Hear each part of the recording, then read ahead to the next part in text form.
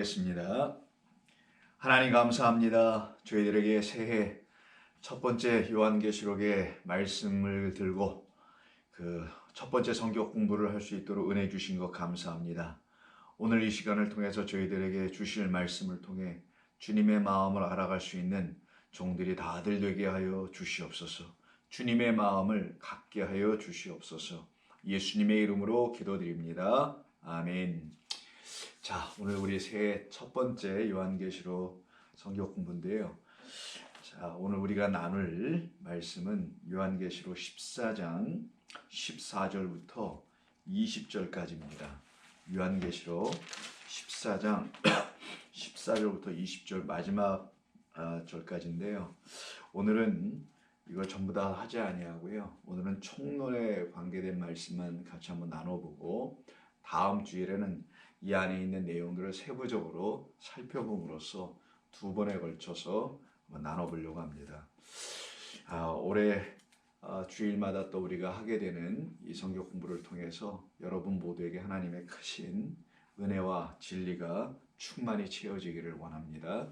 먼저 여러분들이 이해를 도모하기 위해서 여러분들도 성경을 좀 펴시면 좋겠고요. 그리고 제가 여러분들에게 본문을 읽어드리도록 하겠습니다. 좀 깁니다만 한번 들어보세요. 또 내가 보니 흰 구름이 있고 구름 위에 인자와 같은 이가 앉으셨는데 그 머리에는 금면류관이 있고 그 손에는 예리한 낫을 가졌더라. 또 다른 천사가 성전으로부터 나와 구름 위에 앉은 이를 향하여 큰 음성으로 외쳐 이르되 당신의 낫을 휘둘러 거두소서. 땅의 곡식이 다 익어 거둘 때가 이르렀음이니이다 하니 구름 위에 앉으신 이가 낫을 땅에 휘두르매 땅의 곡식이 거두어지니라. 또 다른 천사가 하늘에 있는 성전에서 나오는데 역시 예리한 낫을 가졌더라.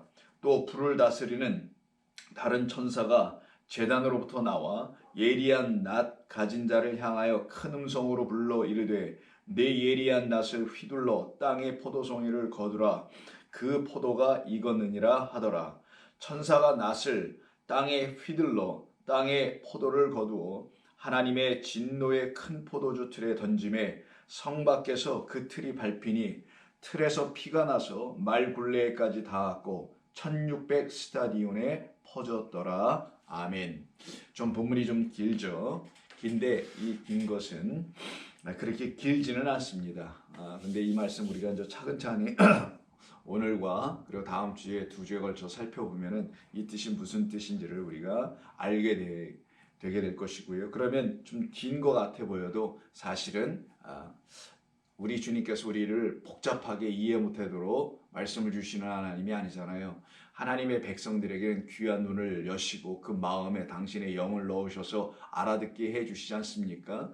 그렇기 때문에 이 말씀이 우리들에게 반드시 잘 알려지게 될 것이며 명료해질 것이며 오히려 더 단순하게 깨끗하게 여러분들 마음 가운데 새겨질 것이라 믿습니다. 이 본문은 크게 두 단락으로 나눠져 있습니다. 첫째는 14절부터 16절인데요. 이 본문 내에 걸쳐 있는 말씀은 인자와 같은 이가 낫을 들고 그것도 예리한 날카로운 낫을 들고 땅의 곡식을 거두는 이야기입니다. 땅의 곡식을 거두는 이야기이고요. 두 번째 17절부터 20절에 걸쳐져 있는 말씀은 또 다른 천사에 대한 이야기인데 또 다른 천사가 역시 예리한 낫을 갖고 있는데 18절에 보면은 불을 다스리는 다른 천사가 그 낫을 들고 있는 천사에게 명하여듯이 말합니다. 뭐라고 하냐면 18절에 내 예리한 낫을 휘둘러 땅의 포도송이를 거두라고 합니다. 그럼 여기서 우리가 공통 분모가 좀 있게 되죠. 그는 다름 아닌 추수라는 거예요. 추수, 수확이라고도 할 수 있죠. 수확에 대한 이야기입니다. 근데 이걸 누가 하냐? 인자라고도 되어 있고 천사라고도 되어 있는 이 분이 추수를 하신다라는 거예요. 그리고 추수는 어디로부터 하냐? 공통 분모를 보는 겁니다. 지금 땅으로부터 한다고 했어요. 땅으로부터 먼저는 곡식을 추수하고요. 낫으로. 그리고는 포도도 추수합니다. 원래는 포도나무라고 되어 있어요. 근데 우리가 뭐 상징을 아는 거죠. 포도나무 결국은 포도를 추수 수확하는 이야기입니다. 그러면 이 둘로 지금 나눠져 있는 이 이야기는 서로 각각 다른 이야기인가 아니면 같은 이야기인가? 여러분 벌써 성경 공부를 오랫동안 하셔서 하나님의 말씀의 의미가 뭔지를 아시는 분들은 딱 아시겠죠. 벌써 이 곡식과 포도는 공통분모가 있잖아요. 추수하는 거다, 땅으로부터다. 그러니까 이 두 이야기는 같은 이야기지만 하나의 이야기다. 한 분 독생자 그리스도 예수님에 대한 이야기고요. 그리스도 예수님을 또 영접한 누구? 하나님의 자녀들이죠. 이 자녀들에게 주시는 권세, 특권이 있죠. 특권이 뭔가요? 곡식과 포도로 의해서, 여기서 곡식은 밀을 말하고 포도야뭐 당연히 포도를 말하죠. 이걸 가지고 만들어내는 것이죠. 밀 가지고 뭐 만들죠?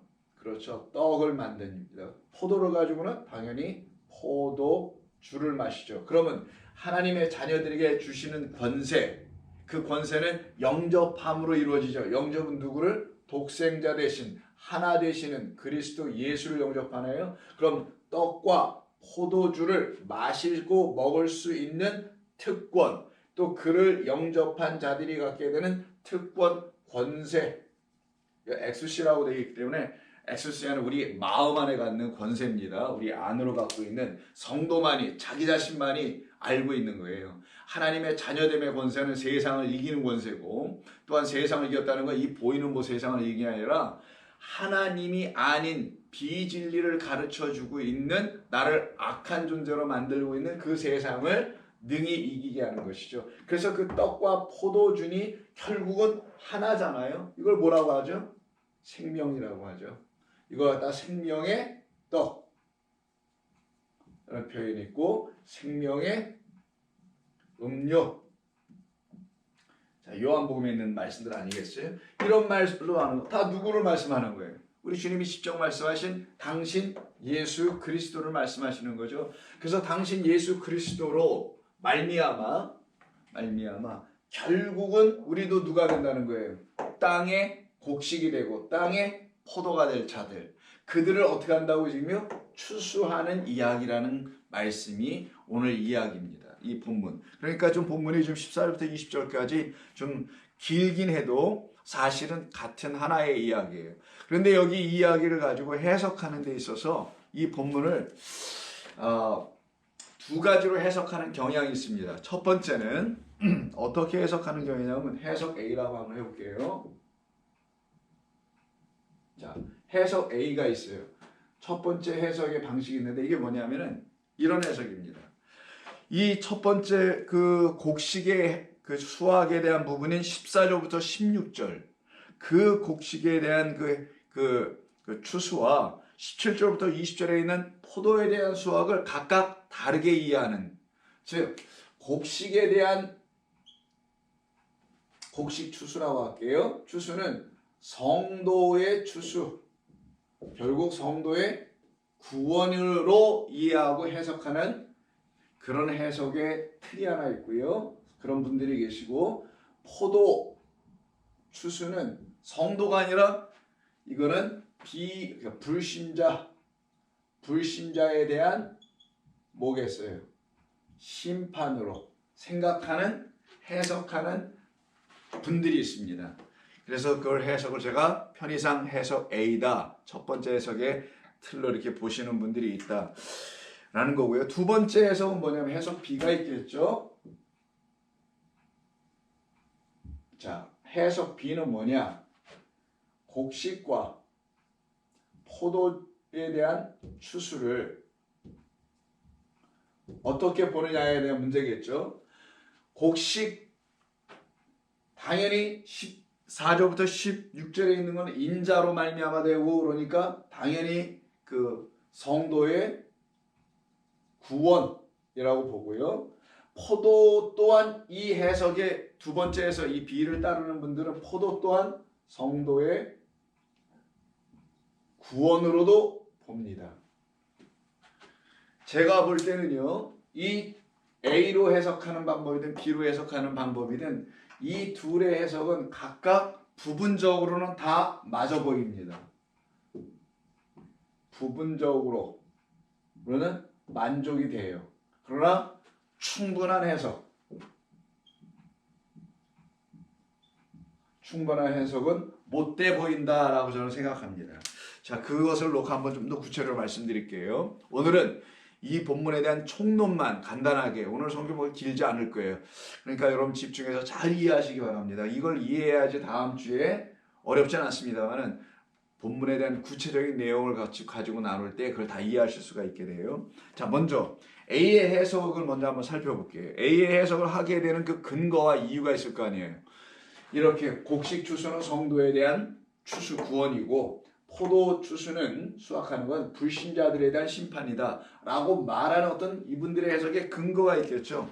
이들의 그 해석의 근거는 곡식을 추수하는 그 이야기에는 14절에 보시면 인자와 같은 이가 앉으셨는데 그 머리에는 금면류관을 쓰고 그 인자 같으신 분에게는 예리한 낫을 가졌더라. 뭐 인자는 당연히 여러분 말씀 안 드려도 더군다나 금면류관까지 쓰고 계시니 구름 위에 또 계시니 여러 가지 구름, 인자 그리고 머리에 금면류관 뭐 이런 거 보면 당연히 인자 그리스도 예수님을 말씀하는 것이라는 것을 알 수가 있어서 여기는 뭐 논란의 여지가 없이 그냥 성도의 구원이라고 생각한다는 거예요. A의 해석 방법은. 근데 문제는 이렇게 해석하시는 분들이 포도 추수를 볼 땐 그들의 눈에 좀 다르게 보였다는 거예요. 왜 그런 거냐면 이 포도 추수의 이야기가 시작되는 17절부터 시작돼서 20절에 걸친 이 포도 수확은 수확한 포도를 하나님의 진노의 포도주 틀에 던지는 이야기가 나와요. 그게 19절입니다. 하나님의 진노의 큰 포도주 틀에 던짐에 이거는 우리가 몇 주 전에 계속 말씀 나눴던 그 옆에 있는 그 위에 있는 절인 10절 보시면은 그도 이런 말이 나와요. 그도 하나님의 진노의 포도주를 마시리니 그 진노의 잔에 섞인 것이 없이 부은 포도주라 거룩한 천사들 앞과 어린 양 앞에서 불과 유황으로 고난을 받는다라는 심판에 대한 이야기가 나오거든요. 바로 이 부분을 놓고 볼 때는 이들이 지금 진노의 포도주의 틀에 밟히고 들어가는 바로 그 짐승 이마에 표를 받은 자 9절에 더욱더 구체적으로 말하죠. 짐승과 우상에게 경배하고 이마에 그리고 손에 표를 받은 자들이라고 하는 그 본문과 연결해서 즉 9절 10절 8절 9절 10절과 연결해서 요 포도 추수를 이해하게 될 때 이분들이 볼 때는 그럼 당연히 포도 추수는 불신자들에 대한 심판을 말하는 것이겠구나라고 이해하더라는 거예요. 더 나아가서 20절 보시면 성 밖에서 그들이 밟힌대요. 그리고 피를 흘린다고 합니다. 이런 등등의 것을 놓고 이분들 그 해석 A를 따르시는 분들은 이렇게 둘로 이렇게 나눠서 보고 곡식 추수는 우리 성도들에 대한 하나님의 구원을 말하는 것이고 포도는 불신자들에 대한 하나님의 진노와 심판을 말씀하시는 거라 이렇게 둘로 나누어서 해석합니다. 자, 두 번째 해석 B. 곡식 추수와 포도 추수는 모두 다 성도의 구원에 대한 이야기를 하시는 것이다 라고 생각하여 해석하시는 분들이 있습니다. 그걸 해석 B라고 제가 편의상 좀 올려놓은 것인데 이분들이 이렇게 주장하는 이유는 어디에 근거해서 말하는가? 이들의 해석은 A의 해석과는 좀 달리 이 A의 해석은 둘로 나눴다라는 거라서 이분법적 즉 이원론적 이 말은 하나가 아니라 말 그대로 다르다라는 거죠. 둘로 나눴다라는 거죠. 이원 이분이니까 하나의 관점으로 보지 않는 것 뭐 이런 거겠죠. 그렇게 보지 못하는 것.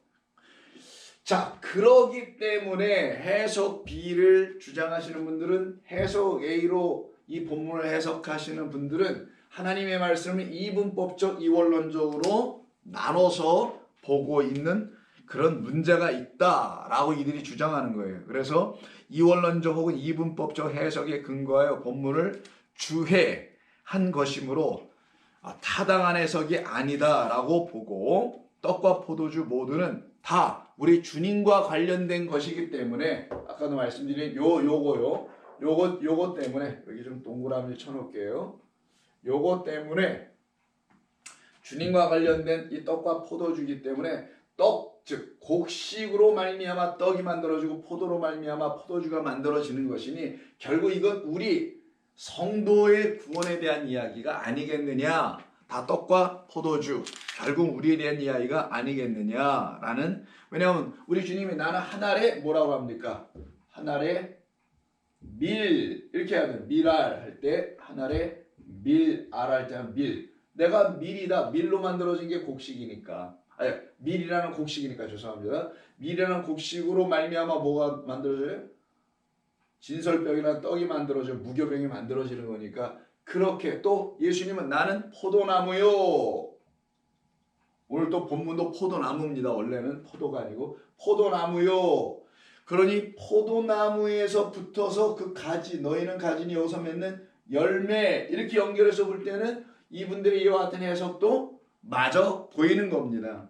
그러니까 이분들의 해석도 맞는 거고 이분들의 해석도 다 마저 보인다라는 거예요. 그래서 해석 A나 해석 B가 다 문제없이 맞는 것 같은데, 그런데 문제는 서로 다르다는 거잖아요. 같아야 되는데 이렇게 볼 때는 곡식 주술은 성도의 주수만 되고 성도의 구원만 되고 포도 주수는 불신자에 대한 심판이니까 이들은 구원받지 못하는 것으로 되나, 그렇게 따지는 해석으로 성경을 보는 해석과 이 해석 B로 보는 건 너무 다르잖아요. 해석 B는 포도 주수도 성도의 구원이라니까 이분들과 이분들은 서로 대치될 거 아니겠어요. 상반되고 반대되고 이런 관계가 되겠죠. 그래서 제가 아까 말씀 초두에도 드렸던 것처럼 이 해석 A와 해석 B는 부분적으로 만족은 되나 충분한 해석은 주지 못한다. 해석은 안 된다. 부족하다. 라고 저희가 보는 것입니다. 저 자신은. 그럼 저는 이 본문을 놓고 그럼 어떻게 생각하느냐. 이 추수의 이야기, 즉 곡식과 그리고 포도에 대한 추수에 대한 이야기는 이 모두 다 성도들의 구원에 대하여서만 말씀하신 것도 아니고 또 성도의 심판에 대해서만 말씀하신 것도 아니라는 거예요. 여기서도 보면 이게 다 심판 그리고 또 구원, 심판 구원, 구원 심판 또 구원이니까 심판도 있고 구원도 다 있잖아요. 자, 그 말은 뭐냐면 여러분이 성경을 읽으실 때 성경에 보면은 하나님의 구원에 대한 이야기, 여러분 하나님의 구원에 대한 이야기 가득하죠. 근데 그것만 있나요? 구원의 이야기만 있나요? 심판도 있잖아요. 하나님의 심판 이야기도 가득하거든요. 그러기 때문에 하나님의 구원과 심판의 이야기는 성경에 같이 있다라는 거예요. 함께 있다라는 거예요. 어디 하나 빠진 게 없다라는 거예요. 그럼 여기서 보면 구원도 있고 심판도 있으니까 그럼 이분들의 해석은 맞는 건가? 맞아 보이죠. 그렇게 또 얘기하면. 그러면 오히려 그렇게 볼 때 이분들의 해석에는 구원만 있고 심판 없으니까 또 틀린 건가? 제가 볼 때는 그런 게 아니라 좀 더 설명해 드리겠습니다만 이분들 안에서도 곡식과 포도를 그냥 둘로 쫙 나눠서만 생각하고는 곡식은 구원, 포도는 심판을 받는 것으로 설명한 것이 어딘가 다 부족해 보이고, 여기 또한 심판은 전혀 없고 구원만 있는 이야기가 있는 것도 여기도 문제가 되더라는 거예요. 그러면 성경에서 말하는 것이 심판과 구원이 다 공이 있다는 것을 여러분이 알고 계신다면 성경은 구원에 대해서만 말하지도 않고 있고 또한 그렇다고 해서 심판에 대해서만 말하지도 않는다라는 것입니다. 성경에서는 우리가 들은 하나님의 말씀은 여러분 아시다시피 구원과 심판을 다 아우러 갖고 있습니다. 모두 갖고 있어요. 그럼에도 불구하고 우리는 명확히 좀 알아야 될 게 있습니다. 뭘 알아야 되냐면 하나님께서 원하시는 것이 무엇인가라는 거예요. 하나님이 원하시는 것,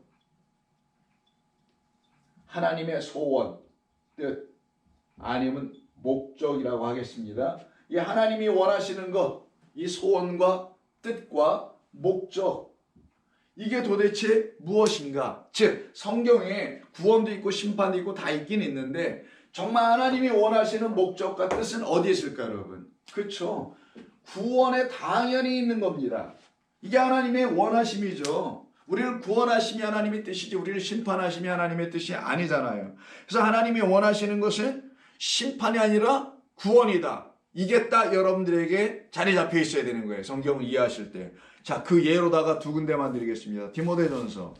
여러분 잘 아시는 거지만 한번 읽어볼게요. 디모데전서 2장 4절.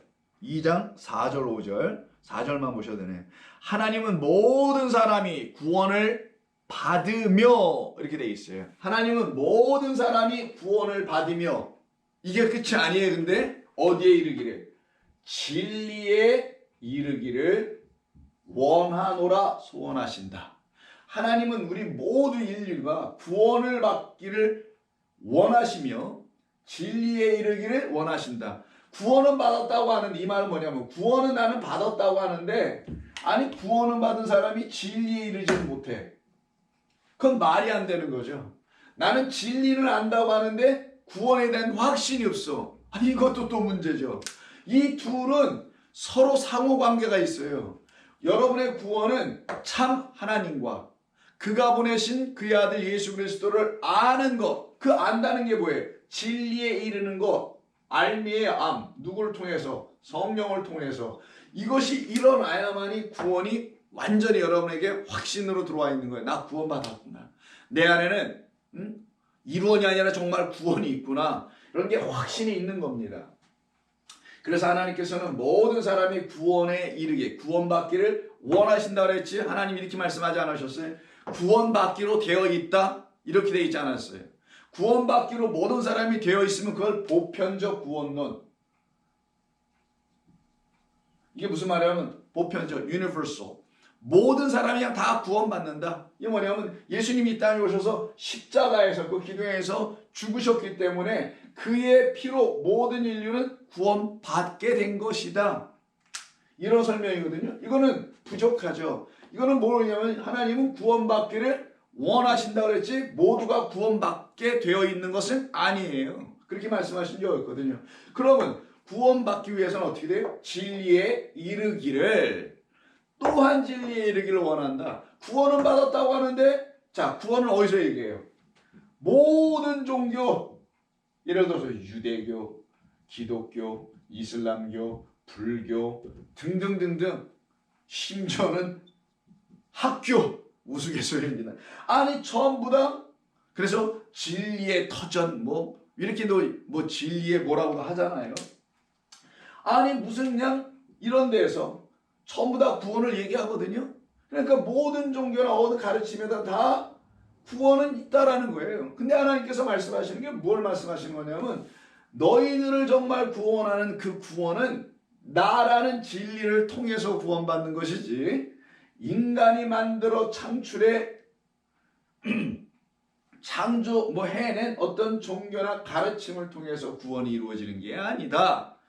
길이요 진리요 생명인 나로 말미암아 구원에 이르는 것이다 라는 그 구원이 있지 아니하면은 안 된다. 그래서 하나님은 그 구원을 받기를 원한다는 거예요. 당신을 통하여. 이게 여기에 의미입니다. 그러면 하나님께서 지금 바울을 통하여 우리에게 말씀하시는 거 아니겠습니까?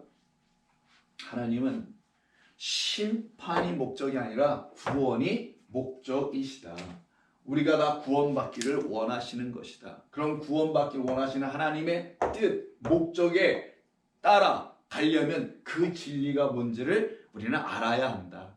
그 진리는 무슨 어려운 게 아니라 그리스도 예수 안에 나타내 주신 하나님의 사랑이 뭔지를 알아가는 것. 그러면 하나님의 말씀이 다 깨달아 알려지게 돼 있다는 거예요. 그렇게 여러분도 알아가고 계시잖아요. 깨달고.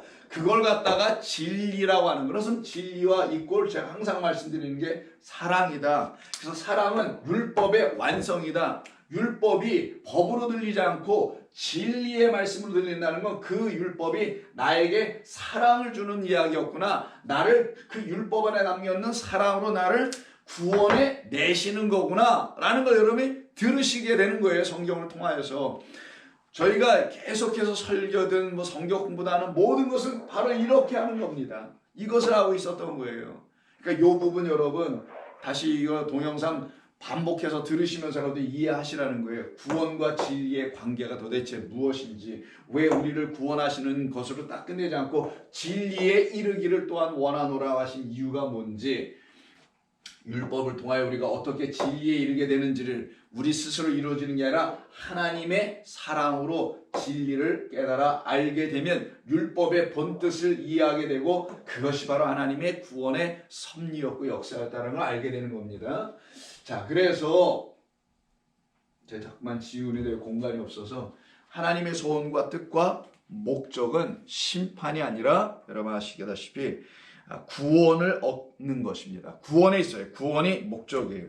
여러분 너무나 잘 아시는 요한복음 3장 한번 오랜만에 보겠습니다.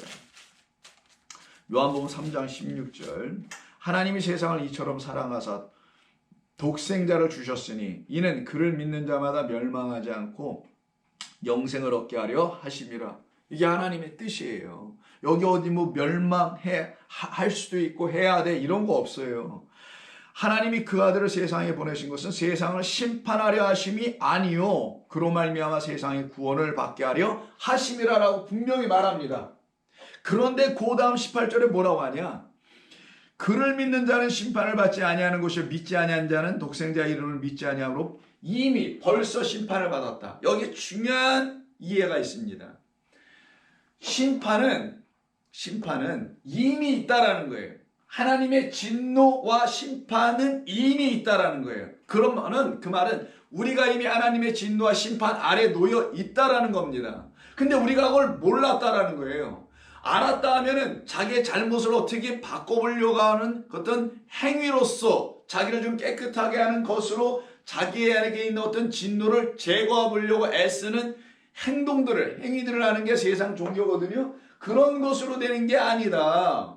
너희들은 이미 심판 아래 있는데 그걸 내가 이렇게 거두어 내어주지 않으면, 내가 직접 내 손으로 이렇게 심판을 제거해 주지 않으면, 너희들은 너희들 스스로 아무리 뭘 한다 하더라도 그걸 율법을 통한 자기 의를 이루기 위한 행위라고 그러잖아요. 아무리 해도 너희들이 스스로 그거를 제거할 수 없어. 너희들 위에 눌려있는 그 진노를 너희들의 선한 행위로 제거할 수 없어. 오직 나의 은혜로만, 그리고 그것을 믿음으로 말미암아 그리고 구원에 이르는 거야. 이게 예배소 2장 8, 9절 아닙니까? 내 은혜로만 되는 거지 너희들의 행위로 되는 게 아니어서, 행위의 복음이 아니라 은혜의 복음으로 너희들이 구원받는 거야 라는 거 알려주시잖아요. 그래서 요한복음에서도 하나님께서는 말씀하시잖아요. 똑같이 구원이었다, 구원이 목적이다 라고 말씀하는 겁니다. 그러면 여기서 우리가 알아들을 수 있는 게 있어요. 뭐냐면 이 말은 즉 디모데 전서나 그리고 요한복음을 통해서나 우리가 뭐를 알아들을 수 있게 되냐면 이런 것을 알아듣게 됩니다. 이 말은 우리가 이미 심판을 받을 수밖에 없는 그런 존재들이었구나 라는 걸 알려주는 거예요. 만약에 하나님은 우리가 구원받기를 원하는, 하나님 독생자를 보내신 것은 멸망치 않고 영생을 얻게 하려 함이라 라고 말씀하시잖아요. 우리가 인간이 멸망당할 일이 없다라면, 하나님의 진노와 심판받을 일이 전혀 없다라면 왜 하나님께서 독생자를 보내시겠냐고요. 왜 하나님께서 구원받기를 원하신다며 진리에 이르기를 원하신다는 말을 왜 하셔야 되겠냐고. 하실 필요가 없지. 그 말은 우리는 이미 여러분들의 선한 행위가 없든 악한 행위가 있든 없든 이미 심판 아래 진노 아래 있다라는 거예요. 왜? 그 하나님의 보내신 아들을 알지도 못했고 믿어본 적이 없었기 때문에 이미 심판 아래 놓였어요. 근데 그걸 바꿔요. 뒤집어 버립니다. 그 아들을 알아. 그 아들을 좀 믿게 돼. 그 아들 안에서 믿음을 갖게 돼. 그럼 어떻게 된다? 그 심판이 너에게서 이렇게 제거되고 진노가 너에게서 이렇게 떠나가게 되고 하나님의 소원이 구원함과 진리의 이름과 영생함을 얻게 되는 당신의 뜻이 이루어지게 된다는 그런 말씀을 하는 겁니다. 즉 하나님의 목적은 어디에 있다고요? 구원에 있는 거예요. 또한 이것이 하나님의 뜻입니다. 그런데 이 뜻과 목적에서 벗어나게 되면 그 자체가 뭐라고요? 여전히 진노 아래 있는 거예요. 벗어났으니까 또 진노받고 있는 게 아니라 이미 진노 아래, 심판 아래 있는데 이게 해결이 안 돼 있어서, 왜? 이 뜻과 소원과 목적이 뭔지 몰라. 하나님이 우리를 향하신 그 마음이 뭔지 몰라. 그러면 여전히 뭐한 상태? 그냥 그 자체가 여전히 하나님의 진노와 심판 아래 그냥 놓여 있게 되는 거예요. 자기는 모르는 것뿐이지. 이 세상이 이걸 모르는 것뿐이죠. 그러므로 진노와 심판은 하나님의 뜻과 목적을 알지 못한 것에 대한 결과일 뿐인 거예요. 하나님께서는 진노와 심판을 계획하시고 그 뜻을 이루어 그 목적을 달성하시는 분이 아니에요. 잘 이해하세요. 하나님이 진노를 계획하고 심판을 미리 다 짜놔. 그리고 우리를 심판하시려고 하셨다. 이런 게 아니라는 거야. 하나님의 말씀은 진노를 받을 수밖에 없는 우리의 처지, 우리의 입장을 하나님께서 아시고 우리는 모르는데 하나님만 아셔요. 우리의 의에 근거해 보면 우리는 심판받을 일이 없을지도 몰라요. 착하거든, 선하게 살거든, 이웃도 사랑하고 도와주고 살거든. 근데 하나님이 보시기에는 심판 아래 진노 아래 있어. 왜? 그 하나님의 의로심에 달할 수가 없어. 근처도 못 가 우리가. 그러면 하나님의 의에 우리가 근접이 안 되면은 하나님의 나라와 의를 구하라는 말이 그 뜻이에요. 하나님의 나라라는 영원이죠. 영원과 그 나라를 들어가게 되는 건 하나님의 의란 말이에요. 그래서 너희는 하나님의 나라와 의를 구하라는 말은 너희들의 의를 통하여 너희들의 이 세상이 말하는 그 나라를 세우지 말고 하나님의 의, 너희들의 의로는 그 하나님의 의에 도달하지도 못하고 이 생각 근처도 못 가게 되는데 그 의와 그 나라가 너에게 없으니 그걸 달라고 이거를 좀 구하라, 이런 뜻이에요. 그 마태복음 산상수훈의 말은. 그래서 하나님의 나라와 의를 구하는 자만, 그 나라는 이 나라가 아니니까 영원이니까 영원한 그 아버지의 나라에 들어가게 하는 그것이 뭐냐, 조건이. 그 조건이라 한다면 의예요, 의. 그 하나님의 의로우심을 버리고 우리 인간이 자기의 의로 살아가. 이걸 갖다 성경 보내. 그게 불이야.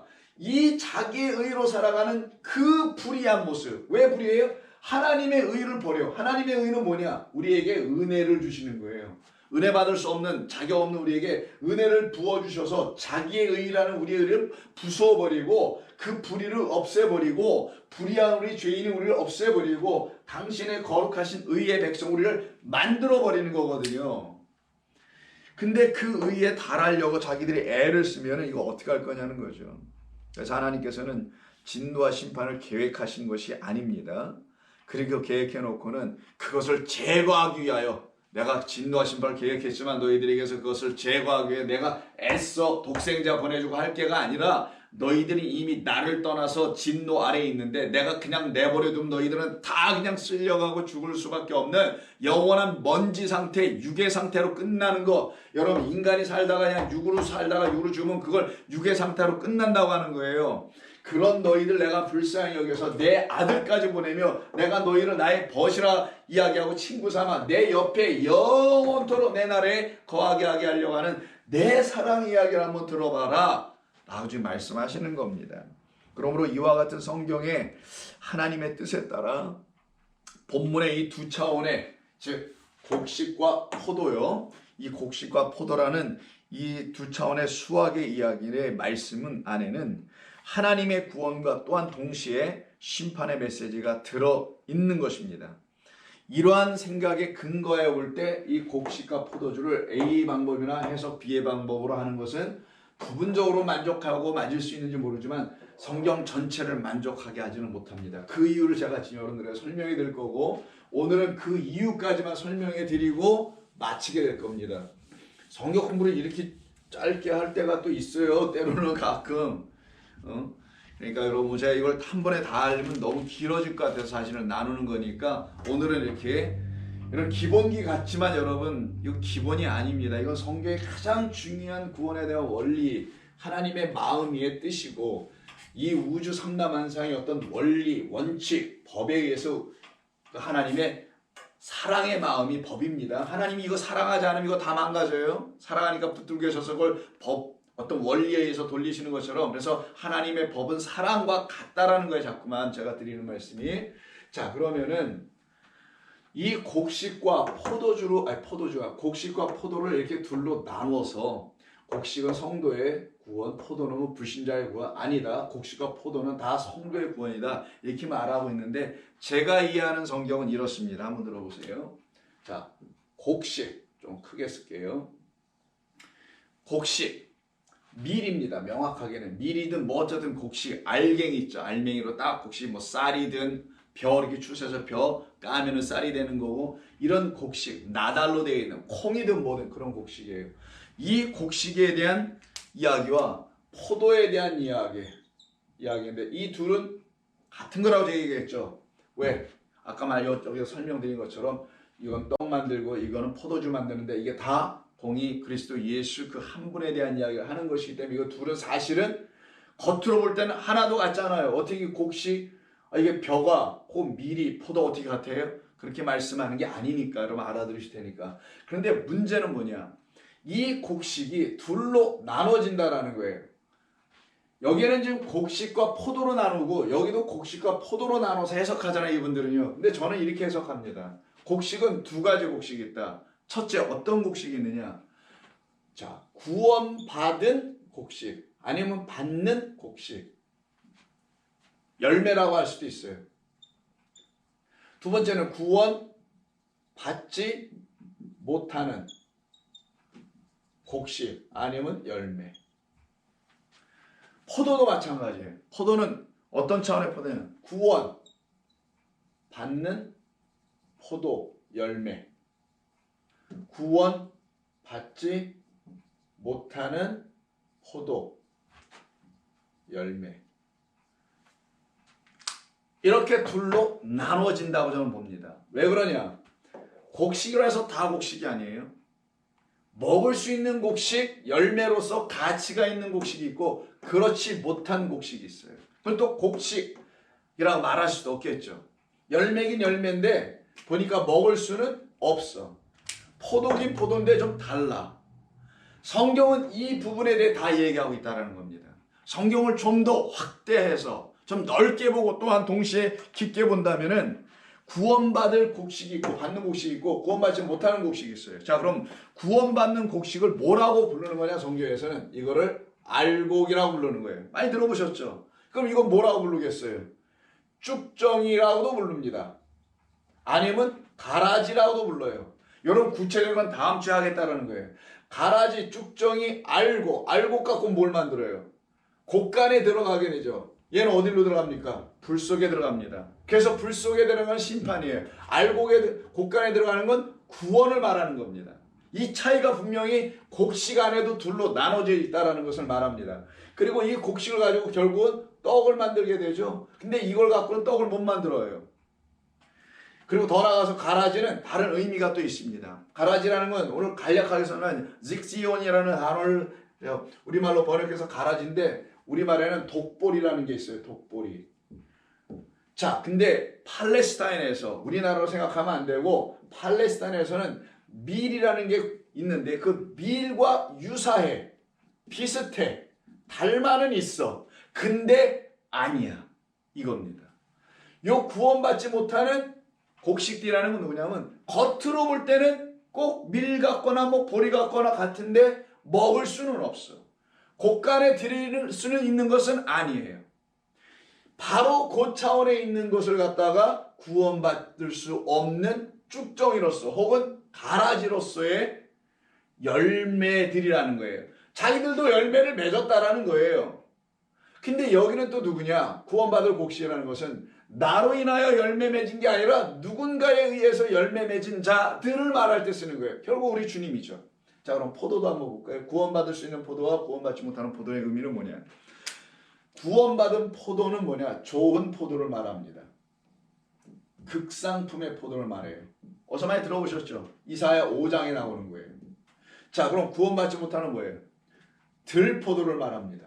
이거는 맛있는 포도. 그래서 이걸 갖고는 포도주를 만들고 이걸 갖고는 포도주를 만들지 못해서 식초나 만들어야 돼. 그래서 여러분 기억나서 예수님께 십자가에 못 박히실 때 신포도주. 그럼 이 신포도주는 뭐예요? 이스라엘 백성들이 율법으로 마시는 포도주니까 옛 포도주.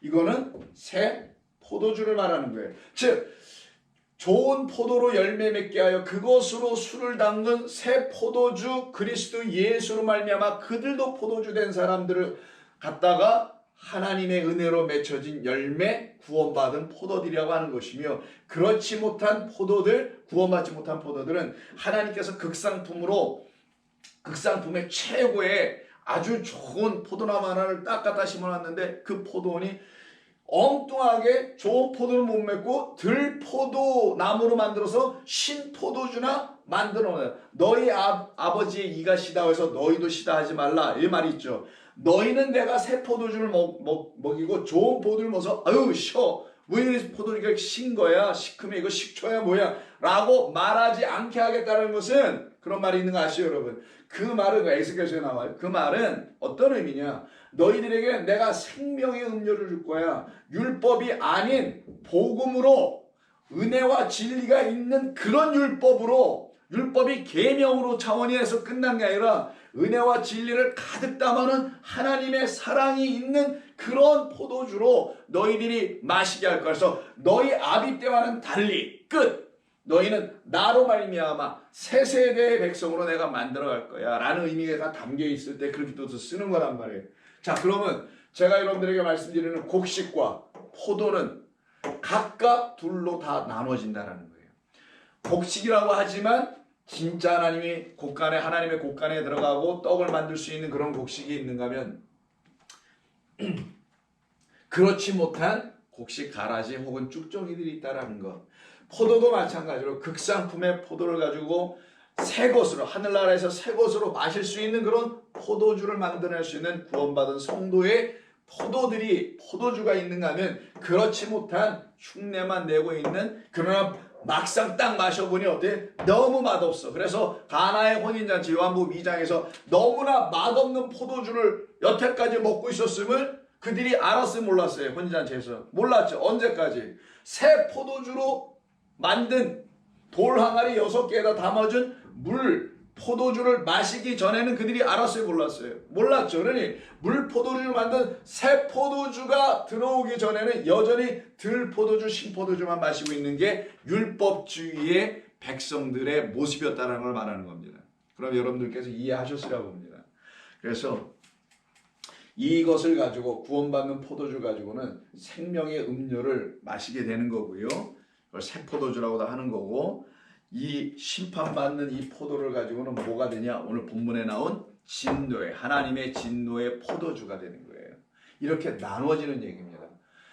그리고는 19절과 그리고는 이제 본문 마지막 20절에서 이 모든 것을 최종 정리하게 됩니다. 성 밖에서 그 틀이 밟히니 그 틀에서 피가 나서 굴레는 말에 보면 이렇게 그 재갈을 이렇게 매거든요. 말을 통제하기 위해서 딱 끼잖아요. 소에는 코에다가 끼지만 그 말들은 코에다 하지 않고 입에다 이렇게 끼어서 이렇게 뒤로 해가지고 머리에 이렇게 사람이 위에 탄 사람이 이렇게 줄로 잡고 있죠. 그걸 굴레라고 하는 거예요.